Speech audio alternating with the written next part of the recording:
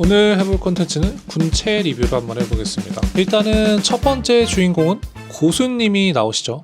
극 초반을 좀 끌고 나가시는 역할인데, 그 고수님이 이제 갑자기 손병호 게임을 합니다. 나랑 결혼한 사람 접어 딱 하니까 갑자기 두 사람이 시무룩하게 손가락을 접는데요. 그게 바로 전 부인 전지현님이랑 현 부인 신현빈 배우님입니다. 그 두 분이 이제 부인 듀오로 등장을 하시거든요. 저는 사실 이 작품을 본 이유가 구교환 배우님이 출연한다고 해서 본 거였거든요. 구교환 배우님을 왜 좋아하냐면 그 연기가 너무 섬세하고 뭔가 자기만의 그 캐릭터로 소화를 하는데, 그게 매 작품마다 비슷한 게 아니라 좀 미세하게 그 변주를 주면서 정말 섬세한 감정 전달을 해주는 게, 그러면서도 자연스러워. 이번 작품에서는 그런 섬세함보다는 약간 차력쇼 느낌이 좀 들었어요. 노래로 치면은 약간 빅마마, 약간 더원, 이런 좀 고음을 막 시원시원하게 차력처럼 뿜는 분들이 계시고, 뭐 자이언티나 뭔가 이런 좀 섬세하게 부르는 가수들 있잖아요. 그 안에 숨은 디테일이 있어서 너무 재밌는 그런 가수들이 있다면, 이번에는 조금 차력쇼에 가깝지 않았나. 등장하는 좀비들이 특징이 뭐냐면 서로의 감정이나 뭐 시야 이런 것들을 다 공유를 받거든요. 주인공의 어떤 슬픈 감정을 공유를 받는단 말이에요, 구교환이. 그때 엄청 막 울어요. 막 너무 슬픈 감정을 느껴가지고. 그래서 막 엉엉 울다가 웃는단 말이에요. 약간 사이코패스적인 연기를 하는데, 평상시에 느껴지던 그런 섬세한 연기보다는 좀 차력쇼에 가까운 느낌을 받았습니다. 그리고 배우 지창욱 님이 이제 시큐리티 보안팀장으로 등장을 하시는데, 어떤 특징이 있냐면 샹크스 같은 역할이라고 보시면 돼요. 샹크스도 사실은 루피를 구할 때 그냥 해왕류 썰어버릴 수 있는데 힘을 숨겼단 말이에요. 나중에 지창욱 배우님이 각성을 하는 순간이 오는데, 각성을 하자마자 그냥 식칼 하나 가지고 좀비들을 그냥 막 쏙쏙쏙쏙쏙 해버린단 말이에요. 근데 그때 아마 관객들 중에 20%는 그런 생각을 했을 겁니다. 이럴 거면 처음부터 그냥 이 드라마에서 지창욱이 각성했다라는 거는 보여줘야 되니까 한두 컷 정도는 엄청나게 강해진 모습을 보여주지만, 바로 그 다음 장면에서 다시 이제 너프됩니다. 약간 뭐 디지몬으로 치면은 아구몬이 그레이몬으로 진화한 편에서는 뭐 그레이몬이 그 디지털 월드에서 제일 센 디지몬인 것처럼 나오지만, 다음 화만 돼도 바로 이제 파워 밸런스가 맞춰지는 것처럼 그렇게 다시 파워 밸런스가 맞춰집니다.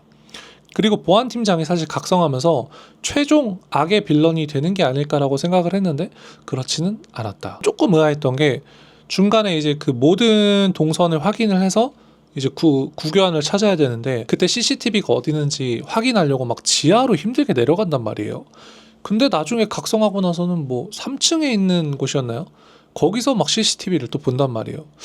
거기서만 볼 수 있는 게 아니고 나중에는 그 외부에 본부가 차려지거든요. 그 본부에서 그냥 해킹해가지고 엄청나게 큰 화면으로 한 3, 40명이 다 봅니다, 그냥. 근데 아무도 전화로 알려줄 생각을 안 해요. 뭐 전화든 문자든 뭐로 이렇게 알려주면 되잖아요. 뭐 어디 있다. 근데 전혀 그런 공유를 하지 않고 그냥 자기들끼리만 봅니다.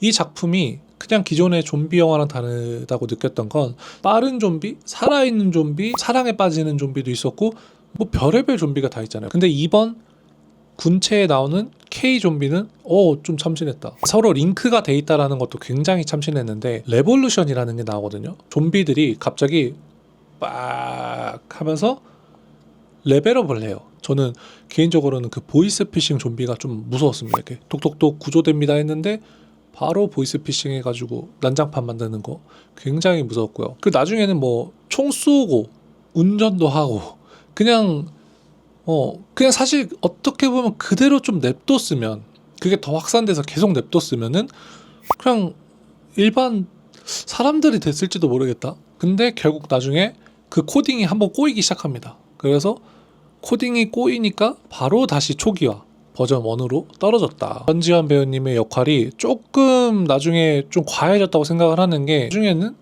막 차를 몰고 가다가 이렇게 끽 해서 드리프트를 해가지고 막 정차를 하는 장면이 나오는데, 갑자기 도둑들의 한 장면 같아지는 거예요.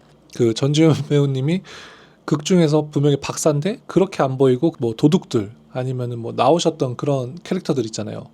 그런 것처럼 보이더라고요. 그렇게 드리프트를 하면 안 됐다. 라는 생각을 했습니다. 작품이 다 좋았는데 이 영화의 정말 오게티이자 최악인 장면, 그 마지막에 문제를 해결하기 위해서 현부인과 전부인이 힘을 합쳐서 이 문제를 해결하는 장면이 나오거든요.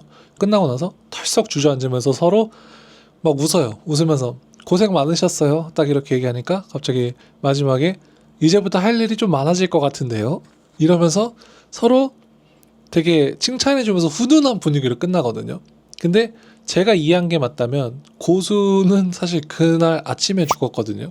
근데 마지막에 그 두 사람의 그 전부인과 현부인 머릿속에 고수의 죽음이 없거든요. 너무나 큰 성취감을 받고 잠시 고수의 죽음을 잊어버렸다. 어쩌면 이들이 진짜 좀비일지도 모른다 라는 생각을 했었습니다. 기존에는 좀비들의 뭔가 패턴이 읽히고 그럴 때 난이도의 증가가 그냥 단순히 좀비의 양이었단 말이에요.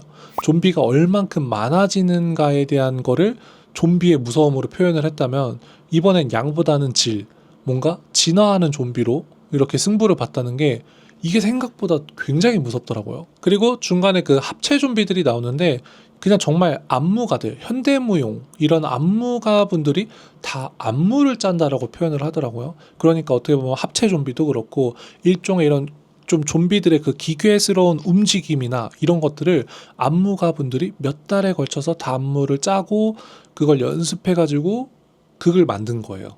그래서 사실 그분들이 없었으면 이 기괴한 움직임이나 이런 섬세한 뭔가 표현들이 없었다면은 과연 군체가 우리가 느낄 때 얼만큼 막 무섭고 기괴한 느낌이 들었을까라는 생각이 들면서 어떻게 보면 저는 이 군체라는 영화의 진짜 진주인공은 아마 그 좀비 역할을 하셨던 아마 안무가 분들이 아닐까라는 생각을 합니다. 네, 오네오였습니다.